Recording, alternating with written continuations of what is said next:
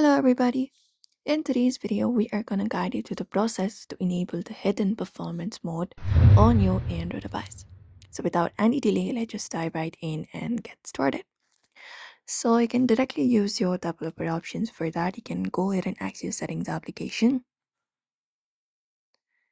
and scroll down and find the option for developer options. If it is not turned on, you can look out for the option for about phone and tap on it, and repeatedly tap on the bill number to turn it on.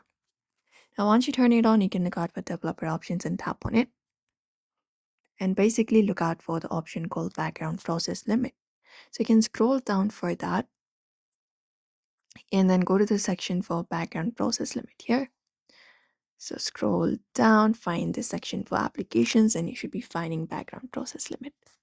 So here, just tap on it and you can select the option for at most 2 processes, the second option right here. Or if not that, you can select this option for no background processes and uh, you know free up your RAM, and that should perform the less multitasking. That should do it. And also check this to force applications to close immediately when you leave them.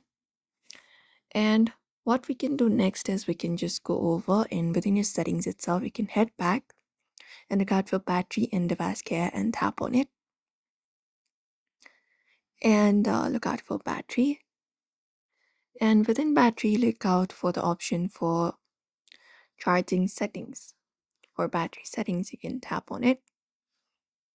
And basically, you can look out for light performance mode. Usually for newer models it is available. You can find that option right there and turn on that option. Usually for newer models, you can follow up that process and enable the hidden performance mode on your Android device. And that's it.